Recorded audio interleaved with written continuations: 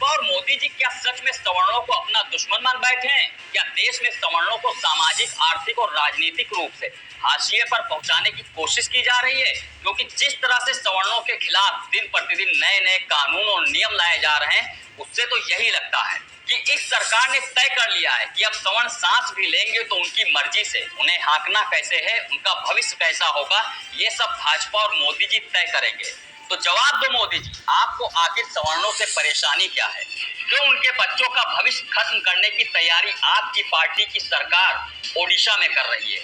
जवाब दो मोदी जी कि जब पहले से ही दलित आदिवासियों को भारी भरकम आरक्षण की सुविधा दी जा रही थी, तो इसे फिर से क्यों बढ़ाया गया? क्यों एसटी छात्रों के लिए कोटा 12% से बढ़ाकर 22.5% और एसटी छात्रों के लिए आरक्षण 8 से बढ़ाकर दोगुना कर दिया गया?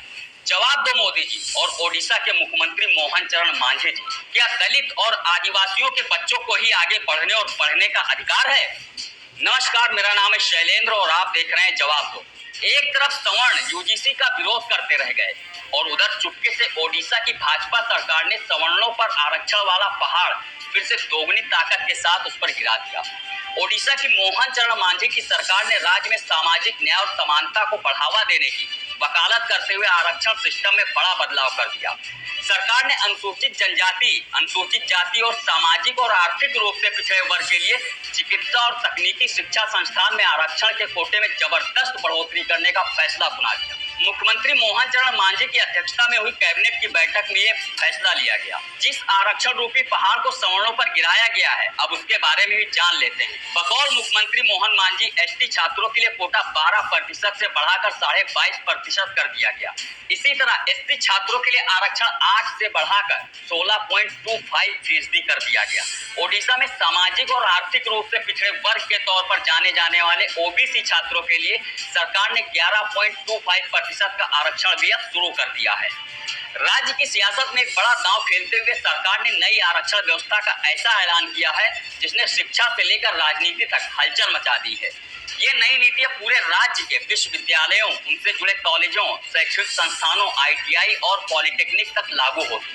इंजीनियरिंग, प्रौद्योगिकी, प्रबंधन, computer, medical, surgery, dental, nursing, pharmacy, Ayurveda, homeopathy, कृषि, वास्तुकला और यहाँ तक कि सिनेमाई कला जैसे तमाम क्षेत्रों में अब इसी आरक्षण नीति का असर दिखाई देगा। यानी शिक्षा के हर बड़े दरवाजे पर अब नई सामाजिक गणित की मुहर लगने जा रही है। लेकिन सरकार के इस फैसले में सवर्ण दूर दूर तक नजर नहीं आ रहा है। सिर्फ इतना ही नहीं, सरकार द्वारा समय समय पर अधिसूचित किए जाने वाले सभी कोर्स, चाहे वो सर्टिफिकेट हो, डिप्लोमा हो या डिग्री, स्नातक से लेकर पीजी तक, हर स्तर पर इस नई आरक्षण व्यवस्था को लागू किया जाएगा। साफ है कि ये सिर्फ एक प्रशासनिक फैसला नहीं है, बल्कि आने वाले चुनावी समीकरणों को साधने वाला मास्टर स्ट्रोक भी माना जा रहा है। मुख्यमंत्री ने इस फैसले के पीछे का तर्क देते हुए कहा, राज्य में अनुसूचित जनजाति की आबादी 22% से ज्यादा होने के बावजूद उन्हें लंबे समय तक सिर्फ 12% आरक्षण दिया गया। यानी संख्या ज्यादा लेकिन हिस्सेदारी कम, और यही असंतुलन अब सरकार ने ठीक करने का दावा किया है। नई व्यवस्था के तहत एसटी आरक्षण को उनकी जनसंख्या के अनुपात तक बढ़ा दिया गया है, जिसे सरकार सामाजिक न्याय की दिशा में बड़ा कदम बता रही है। लेकिन सवर्णों का क्या सरकार? क्या उन्हें आरक्षण का लाभ नहीं मिलना चाहिए था? क्या सिर्फ दलित आदिवासियों के बच्चे ही पिछड़े हैं और समाज की मुख्य धारा से कटे हुए हैं? क्या सवर्णों के बच्चों का हक नहीं बनता कि उन्हें भी शिक्षा में कुछ सहूलियत दी जाए? आरक्षण को लेकर जो पिछले आंकड़े हैं उस पर भी एक नजर दौड़ा लीजिए। राज्य की 2421 मेडिकल सीटों में पहले एसटी छात्रों को 290 सीटें मिलती थी, लेकिन अब ये संख्या बढ़कर 545 हो जाएगी। वहीं एससी समुदाय, जिसकी आबादी 17% से ज्यादा है, उसे पहले 8% आरक्षण मिलता था, जिससे 193 छात्रों को फायदा मिलता था। अब ये आंकड़ा लगभग दोगुना होकर 393 तक पहुंच जाएगा। इंजीनियरिंग सेक्टर में भी तस्वीर पूरी तरह से बदलने वाली है। 44,579 सीटों में से एसटी के लिए सीटें 5,349 से बढ़ाकर 10,030 हो जाएंगी, जबकि एससी के लिए ये संख्या 3,566 से बढ़कर 7,244 तक पहुंच जाएगी। सबसे बड़ा सियासी संदेश ये है कि पहली बार एसईबीसी वर्ग के लिए भी 515 सीटें आरक्षित करने का फैसला लिया गया है, जो सीधे तौर पर नए वोट बैंक को साधने की रणनीति के तौर पर भी देखा जा रहा है।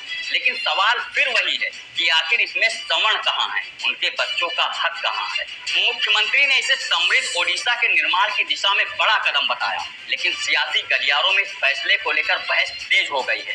एक तरफ इसे सामाजिक न्याय की दिशा में ऐतिहासिक कदम कहा जा रहा है, तो दूसरी तरफ सवर्ण समुदाय, खासकर ब्राह्मण, कायस्थ और खंडायत नाराजगी बढ़ने लगी है।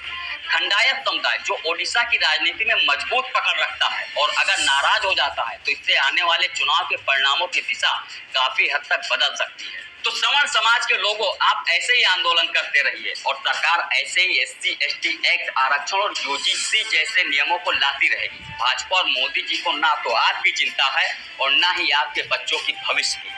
इसलिए अब ये आपको तय करना है कि आगे का रास्ता आप किस तरह का अपनाते हैं। इस वीडियो में फिलहाल इतना ही, लेकिन इस मुद्दे पर आपकी क्या राय है हमें कमेंट बॉक्स में लिखकर जरूर बताएं। नमस्कार।